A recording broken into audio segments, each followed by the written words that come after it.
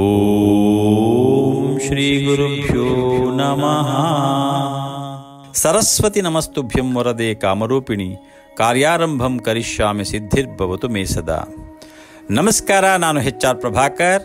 ಆತ್ಮೀಯ ಆಸ್ತಿಕ ಮಹಾಬಂಧುಗಳೇ, ಲೋಕ ಕಲ್ಯಾಣಾರ್ಥವಾಗಿ ಯಜ್ಞ ಯಾಗಾದಿಗಳು, ಪೂಜಾ ಕೈಂಕರ್ಯಗಳು ಪುರಾಣ ಕಾಲದಿಂದ ಕಲಿಯುಗದವರೆಗೂ ಒಂದಿಲ್ಲೊಂದು ರೀತಿಯಲ್ಲಿ ನಡೆಯುತ್ತಲೇ ಇವೆ. ಎಲ್ಲಿ ಭಕ್ತಿ ಇರುತ್ತೋ ಅಲ್ಲಿ ಭಗವಂತನಿರುತ್ತಾನೆ. ಎಲ್ಲಿ ಭಗವಂತನಿರುವನೋ ಅಲ್ಲಿ ಭಕ್ತರು ನಿರ್ಭಯವಾಗಿ ನಿರಾತಂಕವಾಗಿ ಬದುಕನ್ನು ನಡೆಸುತ್ತಿರುತ್ತಾರೆ. ಒಟ್ಟಾರೆ ಆಸ್ತಿಕ ಸಮೂಹದ ಪರಮೋಚ್ಚ ಪ್ರಯತ್ನ ಪೂಜಾ ವಿಧಿ ವಿಧಾನಗಳಿಂದ, ಜಪ ತಪ ಅನುಷ್ಠಾನಗಳಿಂದ ಭಗವಂತನನ್ನು ಪ್ರಾರ್ಥಿಸುವುದು, ಪೂಜಿಸುವುದು ಹಾಗೂ ಸ್ತುತಿಸುವುದು. ಹಾಗಾಗಿಯೇ ಋಷಿಮುನಿಗಳಿಂದ ಮೊದಲ್ಗೊಂಡು ಶ್ರೀ ಸಾಮಾನ್ಯನವರೆಗೂ ನಂಬಿರುವುದೊಂದೇ ಭಗವನ್ನಾಮ ಸ್ಮರಣೆ. ಇದು ಸೃಷ್ಟಿಯ ನಿಯಮ. ಹಾಗಾಗಿ ಎಲ್ಲರೂ ತಮ್ಮ ತಮ್ಮ ಇತಿಮಿತಿಗಳಲ್ಲಿ ಪೂಜೆ, ಅನುಷ್ಠಾನ, ಜಪಾದಿಗಳನ್ನು ಮಾಡುತ್ತಿರುತ್ತಾರೆ. ಇದೆಲ್ಲದರ ಜೊತೆಗೆ ನಮ್ಮ ಕಾಯಕದಲ್ಲಿ ಭಗವಂತನನ್ನು ಕಾಣುವ ಪ್ರಯತ್ನವೂ ಸದಾ ಜಾರಿಯಲ್ಲಿಟ್ಟಿರುತ್ತೇವೆ.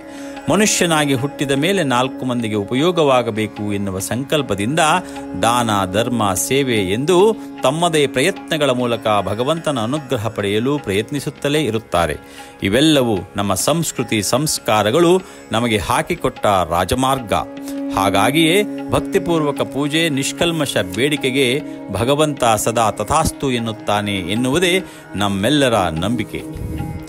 ಅದರಲ್ಲೂ ಸಾಮೂಹಿಕ ಕಾರ್ಯಗಳಲ್ಲಿ ಸಂಘ ಶಕ್ತಿಯಲ್ಲಿ ನಂಬಿಕೆ ಇಟ್ಟಿರುವ ಮನುಷ್ಯ ಅವಕಾಶ ಸಿಕ್ಕಾಗಲೆಲ್ಲ ಸಂಘ ಶಕ್ತಿಯನ್ನ, ತನ್ಮೂಲಕ ಭಕ್ತಿಯನ್ನ ಪ್ರಚುರಪಡಿಸುತ್ತಲೇ ಇರುತ್ತಾನೆ. ಇಡೀ ಜಗತ್ತನ್ನೇ ತನ್ನ ಕುಟುಂಬ ಎಂದು ಹೇಳುವ ಭಾರತೀಯ ಸಂಸ್ಕೃತಿ ಪರಂಪರೆ ಈ ವಸುದೈವ ಕುಟುಂಬಕಂನಂತಹ ಆಶಯಕ್ಕೆ ಹೆಚ್ಚು ಒತ್ತು ಕೊಡುತ್ತದೆ. ಹಾಗಾಗಿಯೇ ನಾವು ಲೋಕಾ ಸಮಸ್ತ ಸುಖಿನೋ ಭವಂತು, ಸಮಸ್ತ ಸನ್ಮಂಗಳಾನಿ ಭವಂತು ಎಂದು ಹೇಳುವುದು. ಭಗವಂತನೆಂದರೆ ಕೇವಲ ವಿಗ್ರಹವೂ ಅಲ್ಲ, ಚಿತ್ರಪಟವಷ್ಟೇ ಅಲ್ಲ. ಭಗವಂತನೆಂದರೆ ಅದೊಂದು ನಂಬಿಕೆ, ಅದೊಂದು ಶ್ರದ್ಧೆ ಮತ್ತು ನಮ್ಮೆಲ್ಲರ ಬದುಕಿನ ಅವಿಭಾಜ್ಯ ಅಂಗ. ಹಾಗಾಗಿಯೇ ನಾವು ಸದಾ ಭಗವಂತನನ್ನು ಸ್ಮರಿಸುತ್ತಿರುತ್ತೇವೆ. ಹಾಗೇನೆ ಇದರ ಜೊತೆಗೆ ನಮ್ಮ ಶರೀರವನ್ನು ನಿಯಂತ್ರಣ ಮಾಡುವಂತಹದ್ದು ಇಂದ್ರಿಯಗಳು, ಇಂದ್ರಿಯಗಳನ್ನು ನಿಯಂತ್ರಣ ಮಾಡುವಂತಹದ್ದು ಮನಸ್ಸು, ಮನಸ್ಸನ್ನು ನಿಯಂತ್ರಣ ಮಾಡುವಂತಹದ್ದು ಬುದ್ಧಿ, ಬುದ್ಧಿಯನ್ನು ನಿಯಂತ್ರಿಸುವಂತಹವನು ಮಹಾರುದ್ರ ಅಂದರೆ ಪರಮೇಶ್ವರ. ಹಾಗಾಗಿಯೇ ಲೋಕ ಕಲ್ಯಾಣಾರ್ಥವಾಗಿ ಈ ಪರಮೇಶ್ವರನ, ಆ ಮೃತ್ಯುಂಜಯನ ಸ್ತುತಿಸುವಂತಹದ್ದು, ಅವನ ಸೇವೆಗೈಯುವಂತಹದ್ದು ಈ ಅತಿರುದ್ರ ಮಹಾಯಾಗದ ವಿಶೇಷ. ಹಾಗಾಗಿನೇ ರುದ್ರನನ್ನ ಲಯಕರ್ತ ಅಂತ ಹೇಳ್ತೇವೆ. ರುದ್ರ ಪರಮ ವೈರಾಗ್ಯಶಾಲಿ. ಹಾಗೇನೆ ನಾವು ಸ್ತುತಿಸುವಾಗ ಹೇಳ್ತೇವೆ, ನಮಃ ಸೋಮಾಯ ಚ ರುದ್ರಾಯ ಚ ನಮಃ ತಾಮ್ರಾಯ ಚಾರುಣಾಯ ಚ ನಮಃ ಶೃಂಗಾಯ ಚ ಪಶುಪತಯೇ ಚ ನಮಃ ಉಗ್ರಾಯ ಚ ಭೀಮಾಯ ಚ ನಮೋ ಅಗ್ರೇ ವಧಾಯ ಚ ದೂರೇ ವಧಾಯ ಚ ನಮೋ ಹಂತ್ರೇ ಚ ಹನೀಯಸೇ ಚ ನಮೋ ಅಂತ ನಾವು ಅವನನ್ನು ಸ್ತುತಿಸ್ತಾ ಹೋಗ್ತೇವೆ. ಹಾಗಾಗಿನೇ ಈ ಲೋಕ ಕಲ್ಯಾಣಾರ್ಥವಾಗಿ ಮತ್ತು ಸಾಮೂಹಿಕ ಮೃತ್ಯುಗಳಂತಹ ಅವಘಡಗಳನ್ನು ತಪ್ಪಿಸಲಿಕ್ಕೆ ನಾವು ರುದ್ರನನ್ನು ಈ ಅತಿರುದ್ರ ಮಹಾಯಾಗದ ಮೂಲಕ ಮೊರೆ ಹೋಗಬೇಕಾಗತ್ತೆ. ಒಟ್ಟಾರೆ ಈ ಅತಿರುದ್ರ ಮಹಾಯಾಗ ಶೃಂಗೇರಿ ಶಾರದಾ ಪೀಠದ ಜಗದ್ಗುರು ಶ್ರೀ ಶ್ರೀ ಶಂಕರಾಚಾರ್ಯ ಶ್ರೀ ಶ್ರೀ ಶ್ರೀ ಭಾರತೀ ತೀರ್ಥ ಮಹಾಸ್ವಾಮಿಗಳವರ ಮತ್ತು ಶ್ರೀ ಶ್ರೀ ಶ್ರೀ ವಿಧುಶೇಖರ ಭಾರತಿ ಮಹಾಸ್ವಾಮಿಗಳವರ ಕೃಪಾಶೀರ್ವಾದಗಳೊಂದಿಗೆ ಶ್ರೀ ಶ್ರೀ ಶ್ರೀ ಭಾರತೀ ತೀರ್ಥ ಮಹಾಸ್ವಾಮಿಗಳವರ ಸುವರ್ಣ ಭಾರತಿ ಮಹೋತ್ಸವದ ಈ ಸುಸಂದರ್ಭದಲ್ಲಿ ಲೋಕ ಕಲ್ಯಾಣಾರ್ಥವಾಗಿ ಕಲ್ಕೆರೆ ಗ್ರಾಮಸ್ಥರ ಸಹಯೋಗದೊಂದಿಗೆ ಮತ್ತು ಶ್ರೀ ವಿದ್ಯಾ ವೇದ ಪಾಠಶಾಲೆ ಶ್ರೀ ಶಂಕರ ಸೇವಾ ಸಮಿತಿಯ ಸಹಯೋಗದಲ್ಲಿ ಇದೇ ಮಾರ್ಚ್ 24 ಮತ್ತು 25ರಂದು ಹಮ್ಮಿಕೊಳ್ಳಲಾಗಿದೆ. ಹಾಗಾಗಿ ಈ ಒಂದು ಕಾರ್ಯಕ್ರಮ ಬೆಂಗಳೂರಿನ ಕಲ್ಕೆರೆ ಶೃಂಗೇರಿ ಶಾಖಾ ಮಠದ ಪಕ್ಕದಲ್ಲಿರುವ ಬೃಹತ್ ಮೈದಾನದಲ್ಲಿ ಅತಿರುದ್ರ ಮಹಾಯಾಗವನ್ನು ಮಾಡಲು ದೈವ ಪ್ರೇರಣೆಯಾಗಿರುತ್ತದೆ. ಆತ್ಮೀಯ ಆಸ್ತಿಕ ಮಹಾಬಂಧುಗಳೇ, ಅತಿ ಹೆಚ್ಚಿನ ಸಂಖ್ಯೆಯಲ್ಲಿ ಈ ದೈವಿ ಕಾರ್ಯದಲ್ಲಿ ತನು ಮನ ಧನಗಳೊಂದಿಗೆ ಪಾಲ್ಗೊಂಡು ಸರ್ವಶಕ್ತ ಪರಮೇಶ್ವರನ ಕೃಪೆಗೆ ಪಾತ್ರರಾಗಬೇಕಾಗಿ ಈ ಮೂಲಕ ತಮ್ಮಲ್ಲಿ ಕೋರಿಕೆ. ಇಂತಿ ತಮ್ಮ ಆಗಮನದ ನಿರೀಕ್ಷೆಯಲ್ಲಿ ಶ್ರೀ ವಿದ್ಯಾ ವೇದ ಪಾಠಶಾಲೆ, ಶ್ರೀ ಶಂಕರ ಸೇವಾ ಸಮಿತಿ ಮತ್ತು ಸಮಸ್ತ ಕಲ್ಕೆರೆಯ ಗ್ರಾಮಸ್ಥರು. ಆತ್ಮೀಯ ಸದ್ಭಕ್ತರೇ, ಈ ಅತಿರುದ್ರ ಮಹಾಯಾಗವನ್ನು ಶತಾಧಿಕ ಅತಿರುದ್ರ ಮಹಾಯಾಗ ಸಂಪನ್ನಕರ್ತ ಕಮ್ಮರಡಿಯ ಲಕ್ಷ್ಮೀನಾರಾಯಣ ಸೋಮಯಾಜಿಗಳ ನೇತೃತ್ವದಲ್ಲಿ ನಡೆಯುತ್ತಿದ್ದು, ಇದರ ಬಗ್ಗೆ ಹೆಚ್ಚಿನ ಮಾಹಿತಿಯನ್ನು ನೀಡುತ್ತಿದ್ದಾರೆ. ಬನ್ನಿ ಅವರ ಮಾತಿಗೆ ಕಿವಿಯಾಗೋಣ.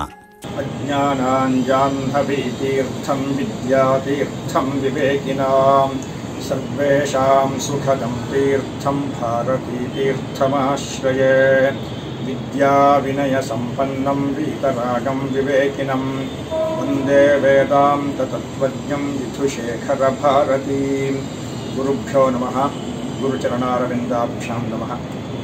ಇದೇ ಶೋಭಕಂ ನಾಮ ಸಂವತ್ಸರದ ಫಾಲ್ಗುಣ ಶುದ್ಧ ಪೌರ್ಣಿಮೆಯ ದಿನಾಂಕ ಮಾರ್ಚ್ 24ನೇ ತಾರೀಕಿನಂದು ಬೆಂಗಳೂರಿನ ಕಲ್ಕೆರೆಯ ಶಂಕರ ಮಠದ ಆವರಣದಲ್ಲಿ ಶ್ರೀ ವಿದ್ಯಾ ವೇದ ಪಾಠಶಾಲೆಯ ವತಿಯಿಂದ ಲೋಕ ಕಲ್ಯಾಣಾರ್ಥವಾಗಿ ಅತಿರುದ್ರ ಮಹಾಯಾಗವನ್ನು ಹಮ್ಮಿಕೊಂಡಿದ್ದಾರೆ.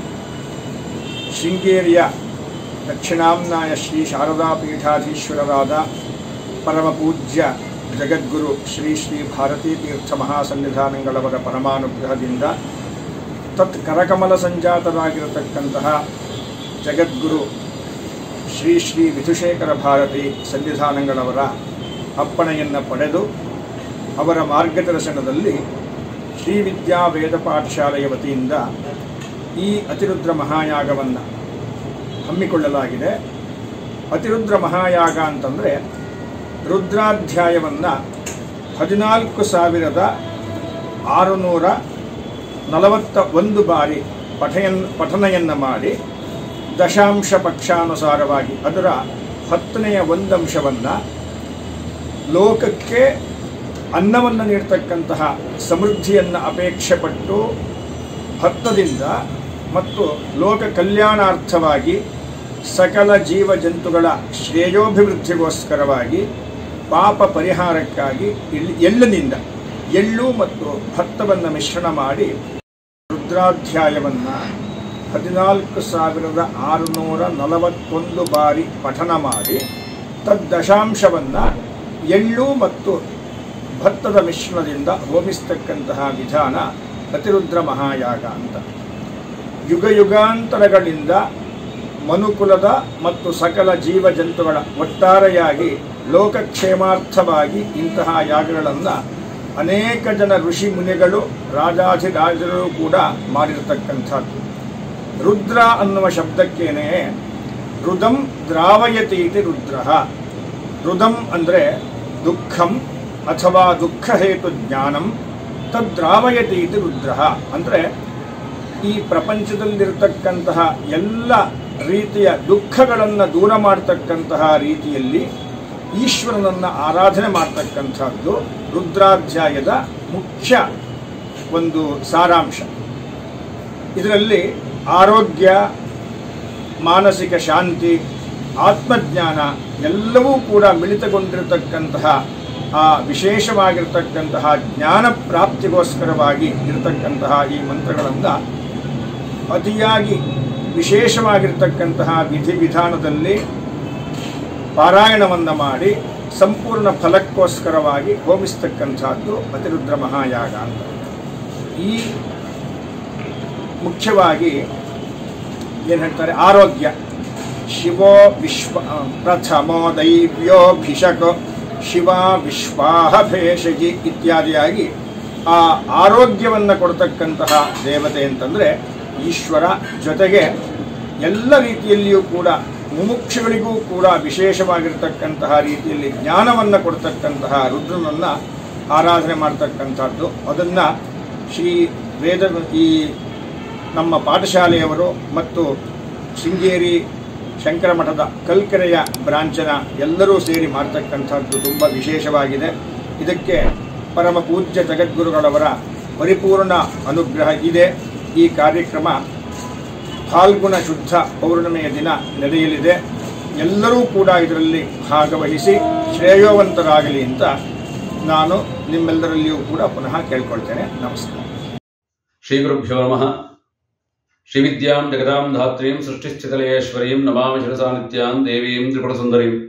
ಗುರುಬ್ರಹ್ಮ ಗುರುವಿಷ್ಣು ಗುರುದೇವೋ ಮಹೇಶ್ವರಃ ಗುರು ಸಾಕ್ಷಾತ್ ಪರಬ್ರಹ್ಮ ತಸ್ಮೈ ಶ್ರೀ ಗುರವೇ ನಮಃ. ಶ್ರೀ ವಿದ್ಯಾ ವೇದ ಪಾಠಶಾಲೆಯು 1974ರಿಂದ ಇಲ್ಲಿಯವರೆಗೆ ಸರಿಸುಮಾರು 50 ವರ್ಷಗಳು ವೇದ ತರಗತಿಗಳನ್ನು ಉಚಿತವಾಗಿ ನಡೆಸಿಕೊಂಡು ಬರ್ತಾ ಇದೆ.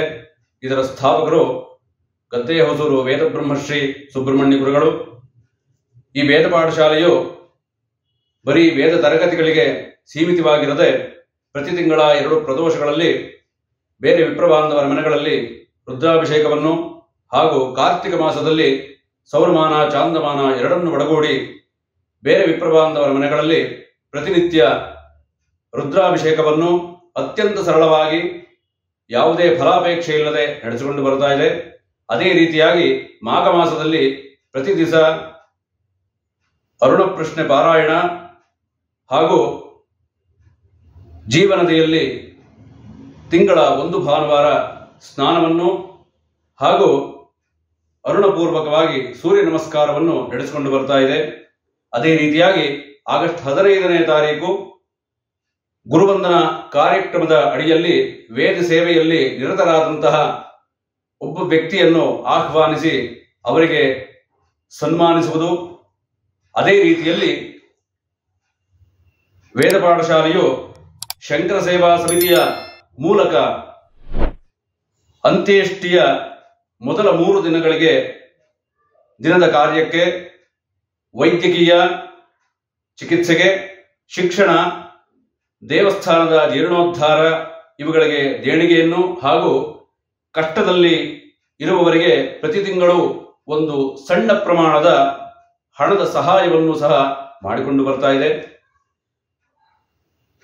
ಅದೇ ರೀತಿಯಾಗಿ ಪ್ರಸಕ್ತ 2024 ಮಾರ್ಚ್ 24-25ನೇ ತಾರೀಕಿನಂದು ಶೃಂಗೇರಿಯ ದಕ್ಷಿಣಾಮ್ನಾಯ ಶಾರದಾ ಪೀಠದ ಉಭಯ ಶ್ರೀಗಳ ಕೃಪಾಶೀರ್ವಾದದೊಂದಿಗೆ ಅತಿರುದ್ರ ಮಹಾಯಾಗವನ್ನು ಹಮ್ಮಿಕೊಳ್ಳಲಾಗಿದೆ. ಇದರ ಆಚಾರ್ಯತ್ವವನ್ನು ಗುರುಗಳ ಒಂದು ಆಶೀರ್ವಾದದ ಮೇರೆಗೆ ಲಕ್ಷ್ಮೀನಾರಾಯಣ ಸೋಮಯಾಜಿಯವರು ವಹಿಸಿಕೊಂಡಿರ್ತಾರೆ. ಈ ಕಾರ್ಯಕ್ರಮದಲ್ಲಿ ಎಲ್ಲ ಸನಾತನ ಧರ್ಮಿಗಳು ಪಾಲ್ಗೊಂಡು ಪರಮಾತ್ಮನ ಕೃಪೆಗೆ ಪಾತ್ರರಾಗಬೇಕು ಅಂತ ಹೇಳಿ ಪಾಠಶಾಲೆಯ ಮೂಲಕ ವಿನಂತಿಸ್ತಾ ಇದ್ದೇವೆ. ಹರಿ ಓಂ ತತ್ಸತ್. ಜೈ ಶ್ರೀರಾಮ್.